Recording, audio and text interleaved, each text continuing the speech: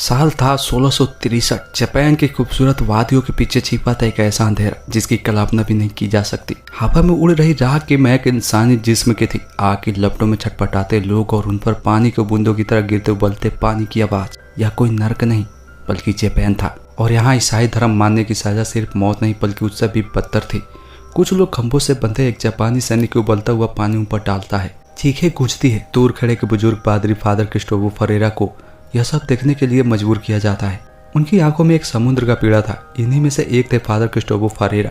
एक वो समय था जब वो जापान में ईसाई धर्म फैलाने वाले सबसे बड़े पादरी थे और आज वह उन्हीं लोगों की पीड़ा के साक्षी बनने को मजबूर थे जिन्हें उन्होंने ईसाई बनाया था। जापान के शासकों का एक ही मकसद था, फरेरा को तोड़ना, उनकी आस्था को उनके सामने कुचल देना। सभी बंदियों के सामने जीसस की एक लकड़ी की तस्वीर रखी जाती है। एक अधिकारी चिल्लाता है, फूमिए, मतलब तस्वीर पर पैर रखो। जिसने भी ईसाई धर्म छोड़ दिया उसे जाने दिया जाएगा।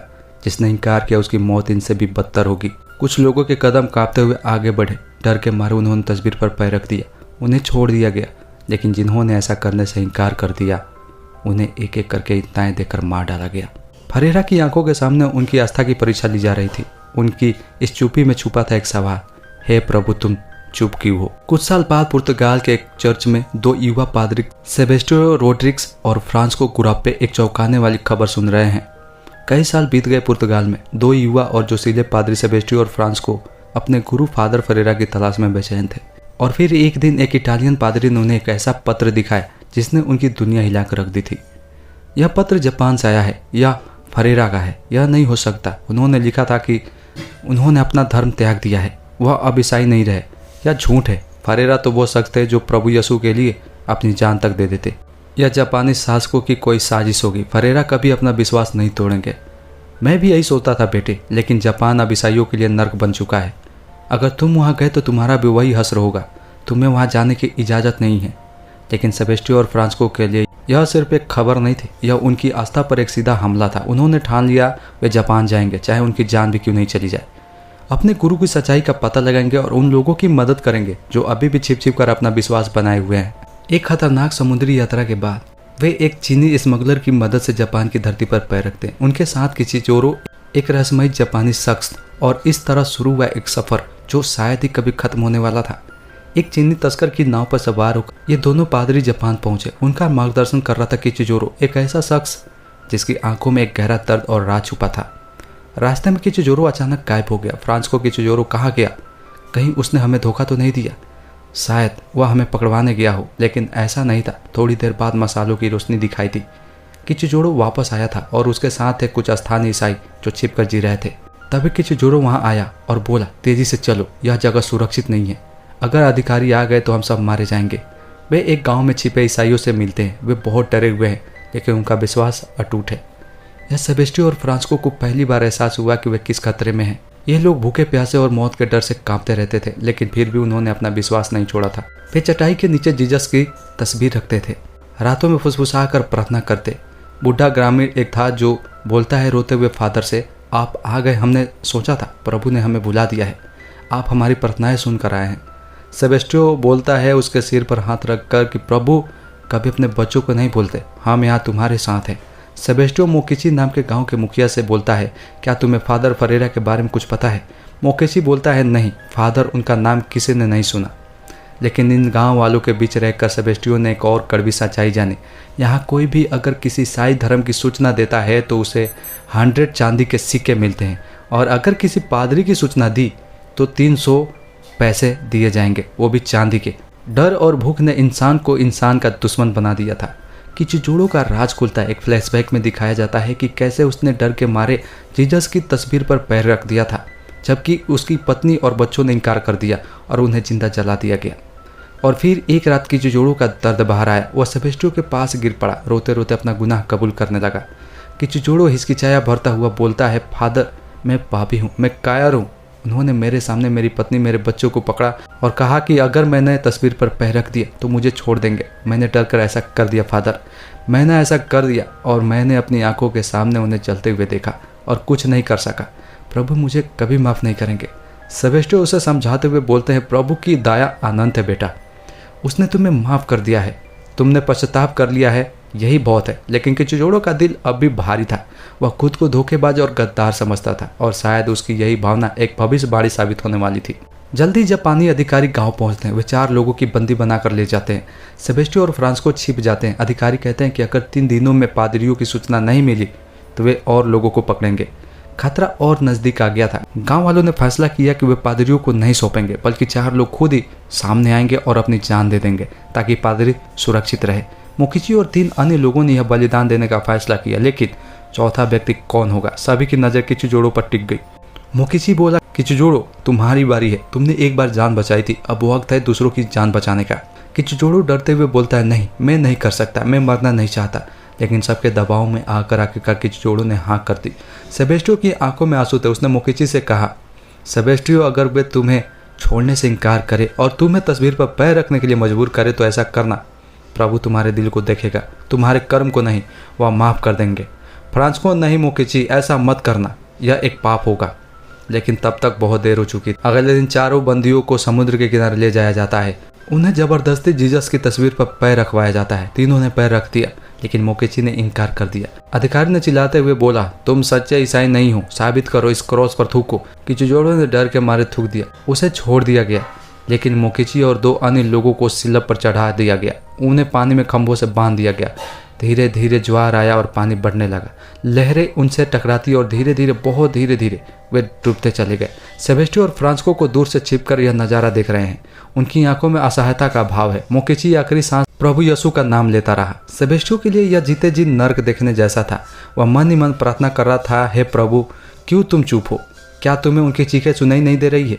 उसकी आस्था की नींव में पहली दरार आ चुकी थी। इस घटना के बाद दोनों पादरी अलग हो जाते हैं। सेबेस्टियो फरेरा की तलाश में निकल पड़ता है। किचिजोड़ो उसके साथ होता है, लेकिन एक दिन वह उसे धोखा देकर जापानी सैनिकों के हवाले कर देता है।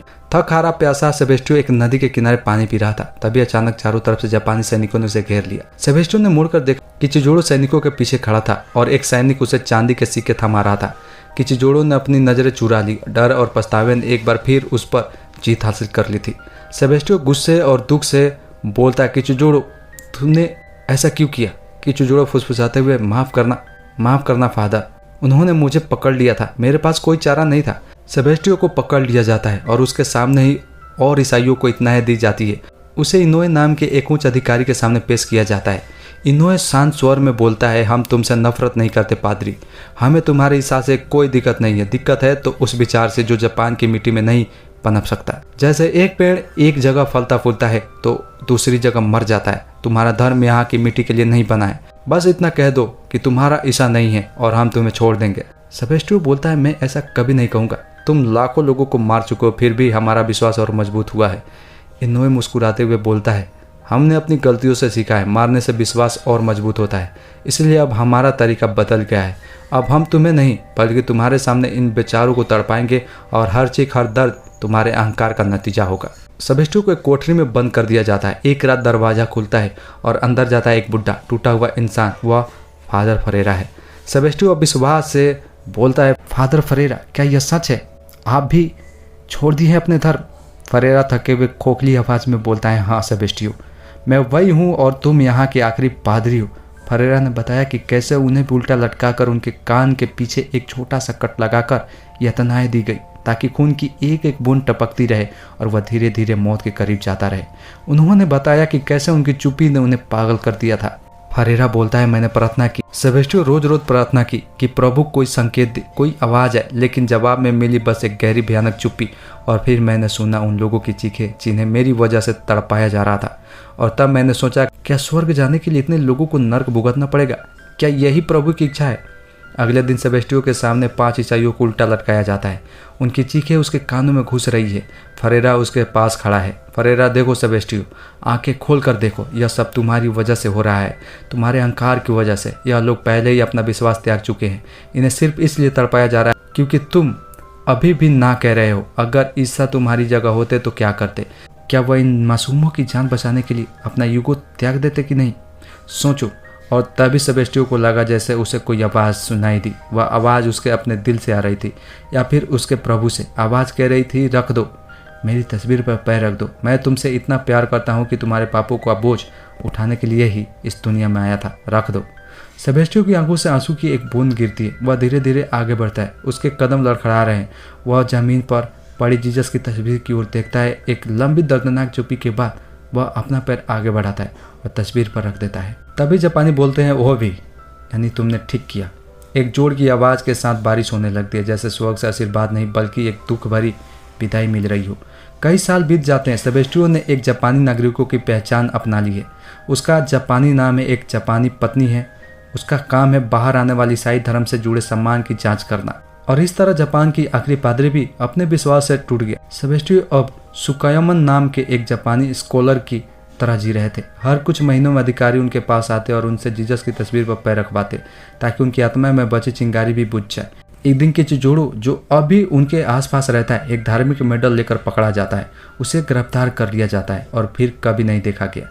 1664 में एक बूढ़े आदमी की मौत हो गई। उसकी पत्नी ने एक आंसू भी नहीं बहाया। उसका अंतिम संस्कार बौद्धिस्ट रीति रिवाज से हुआ, लेकिन जब उसकी चिता जलाई जा रही थी तो उसकी मुट्ठी में एक छोटा सा वुडन क्रॉस था, जिसे उसने अपनी सांस तक छिपा कर रखा था। शायद उसकी आस्था पूरी तरह से नहीं मरी थी, शायद वह चुप हो गई थी, लेकिन खत्म नहीं हुई थी। समुद्र की लहरें टकरा रही है, आवाज़ें सिर्फ लहरों की है। एक गहरी भारी चुप्पी है और इस तरह खत्म होती है एक दर्दनाक दास्तान। विश्वास, शक, बलिदान और चुप्पी की एक ऐसी चुप्पी जिसने सवाल छोड़ दिए। क्या परमात्मा की चुप्पी उसकी अनुपस्थिति है या फिर उसकी मौजूदगी का एक और रूप? इसका जवाब शायद हर इंसान को खुद ही ढूंढना होगा। और यहीं पे ये कहानी खत्म हो जाती है। दोस्तों, आपको ये कहानी कैसी लगी कमेंट में हमें ज़रूर बताना। चैनल पे पहली बार आए तो सब्सक्राइब करें। ये आपके लिए बिल्कुल फ्री है, लेकिन हमें से काफ़ी मोटिवेशन मिलता है। जय हिंद दोस्तों।